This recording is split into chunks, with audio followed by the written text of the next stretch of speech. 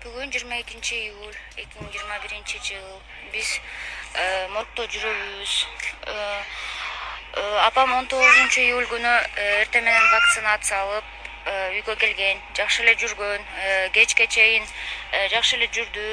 Кечинде тынчыраак уктап бизи бара болбосун деп түндө тургузган эмес экен. Биз эртең менен турсак эле 7:30 чамасында апам температура болуп атам, түнү менен кыйналып чыктым деп калды. Биз сразу эле ошол убакытта 118 номерине чалып биринчи жардам сурадык. Ушундай температура чыгып атат, ушундай болуп атат, башым белимде атат, вакцинация алды эле десек,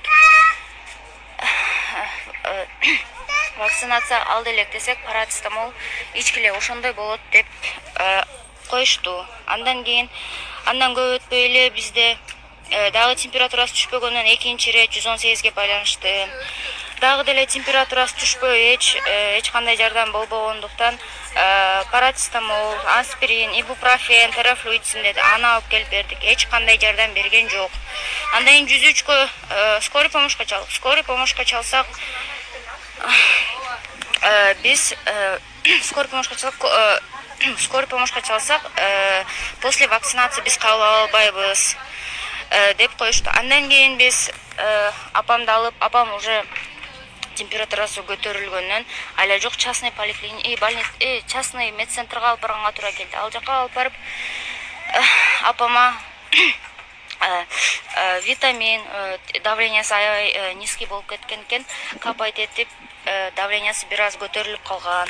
Андан кийин үйгө келдик. Үйгө келип кара Исанова 105те скорый помощька алып бардык апамды. Алып барсак, ал жерден аябай өзү уже баса албай давлениясы аябай түшүп кеткен экен. Бирок ал жерге барганда бизге фельдшерби точно биле албайм, бирөө көрүп нормал экен, жакшы эле, температурасы жок, жакшы эле үйгө бара бергиле деп кетирип жөнөттү. Бирок ал фельдшер биз 4-горбольница келгенде өзү басып келген, апасы да айтыптыр.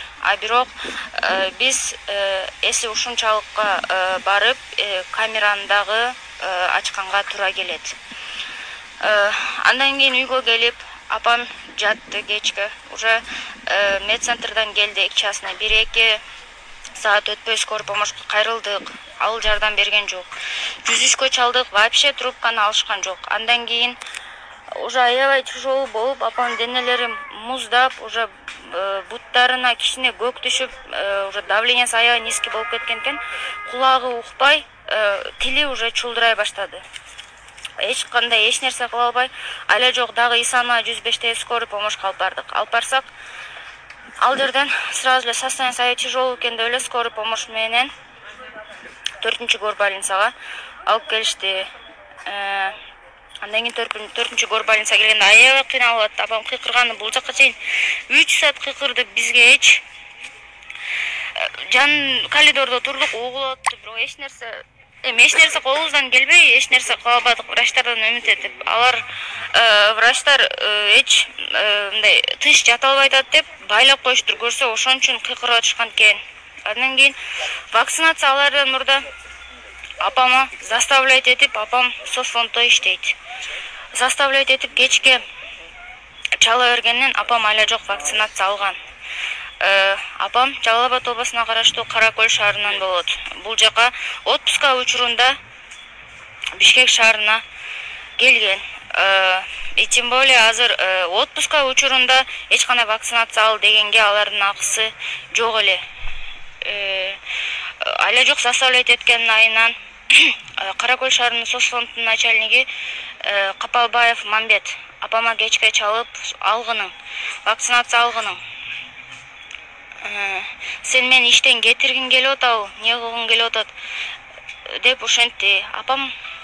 Апам вакцинаны айтты, биринчисин кайсыл жерден алсаң, экинчисин дагы ошол жерден алышка туура келет экен десе, сага жол кире проблема эмес. Мен өзүм чечип берем ал нерсени деп калды. Ошентип апамды 4-горбольницага алып келдик. Алып келгенде токсикология. 4-горбольницага алып келдик. 4-горбольницада токсикология бөлүгүнө скорый помощь менен алып келди. Мен өзүм кошулуп апамдын жанына келдим. Скорый помощьта келатканда дагы апамдын эч кандай сознаниясы жоголуп, уже кулагы укпай, вообще сүйлөй албай, даже баса албай калган. Келип токсикологияга келгенден кийин саат түндө 12:30 келдик. Келгенде 4-кө чейин күтүп отурдук. Саат 4-тө анализ чыгат, күтүп тургула деген. Андан кийин 4-тө кайра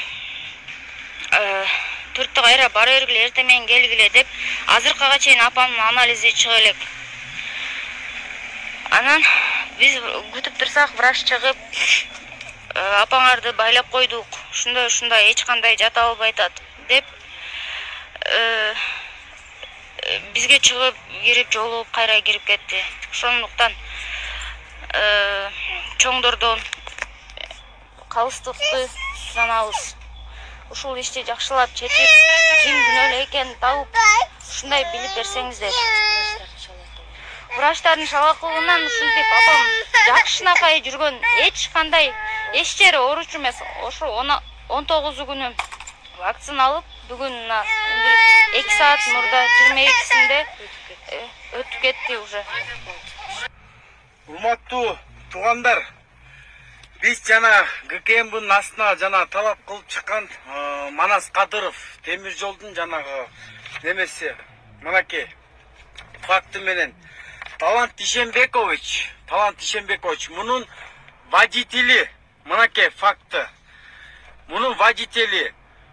Бул аркылуу Манас Кадыров юкка бензин ташыткан гысен ар бир литрин 3 сомдон көргөн. Урматтуу туугандар, бүгүн ушуну жашырып жатасыңар. Ушуну калкалап жатат жана 120 депутатыбыздын ону бүгүн муну калкалап жатат жана Мантугулак депутат баш болупчу. Мына факты. Талант Ишенбекович гысенди ар бир литрин 3 сомдон көргөн, ар бир литрин. Бул кылмышкер. Бул водители болчу, жөнөкөй эле водители. Бул водители болчу, ушул водители аркылуу иш жасаган, ар бир литрин 3 сомдон көргөн туугандар, билип алла. Ушуну бөлүшүп койгула. Сураныч. Ушунда оңолобуз. Депчи. Эми бул сүрдөбөш үчүн Токтойм Үмөтайлан чакырып береликпи, жанында отуруп массаж кылып отурсун. Эми ушул сүрдөгөндүкпү, мындай жөнөкөй эле суроо берип атат да, мынагу 9-беренеге жазып алыптыр да.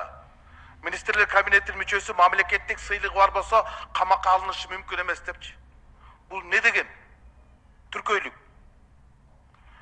Министрлердин бардыгын жок деген почетный грамотасы бар да.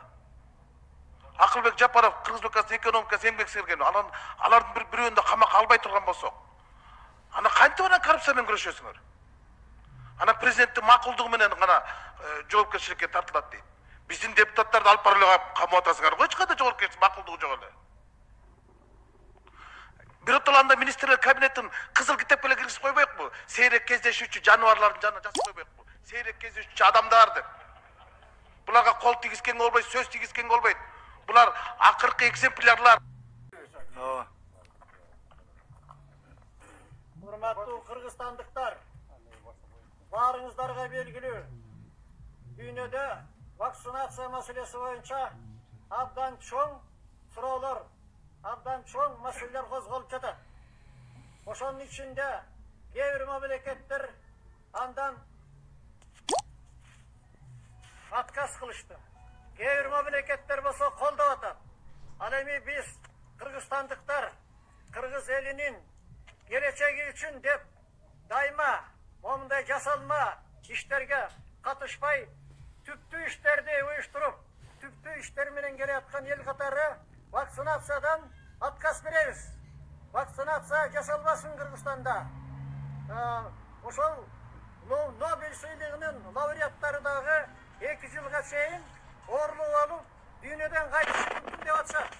Ошондуктан биз Кыргыз эл аксакалдар кеңеши кышын деле чечим чыгарганбыз. vaksinasiya bitsin, mamlakette жасалбасын деп. Ушуну барыңыздар, таратыңыздар, колдоңуздар. Рахмат көңүл бурганыңыздарга.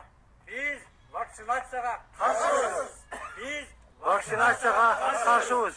biz vaksinatsiyaga qarshimiz. Emjerden aytып көтөрүп, прессанын баары тең жазып атат. Бияктан Россиянын немесинен жакында эле аял чыкты. Айтып атат, бул геноцид дейт да, адамды өлтүргөн дары дейт. Бул акырындык менен элдин баарын кырыш максат экен.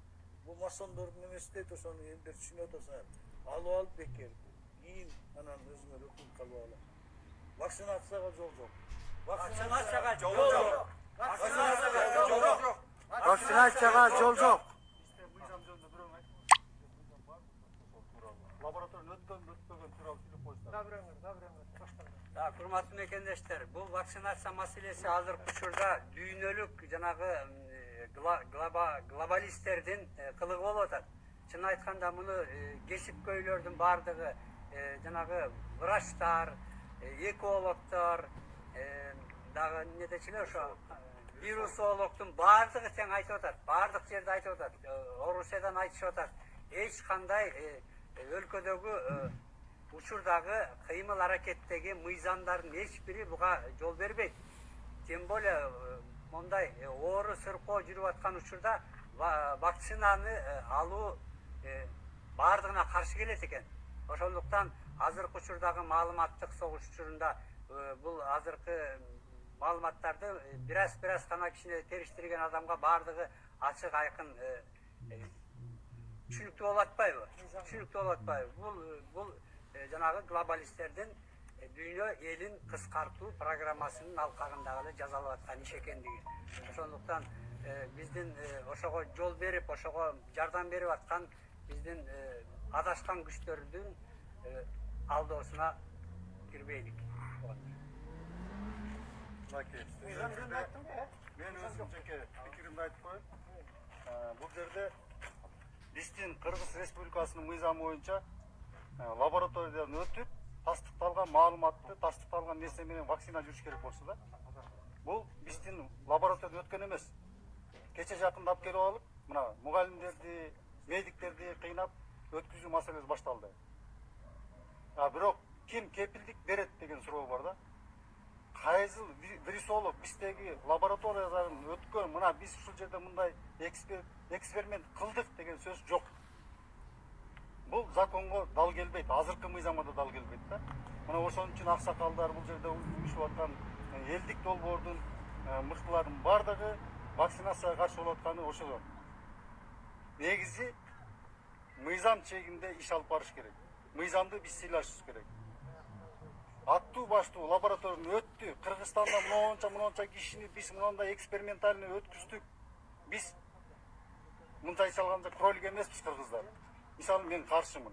Рахмат баардыгыңыздарга, укмаңыздарга. Бир минут. Келиңиз.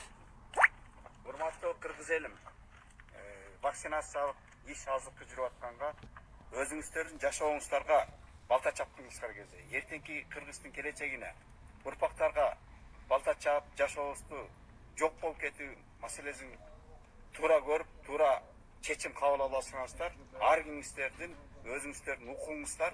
Бирок биз жашашыбыз керек бул жашоодо.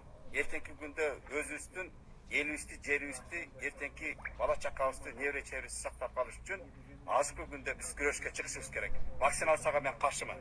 Вакцинацияга каршыбыз. Вакцинацияга каршыбыз. Көңүл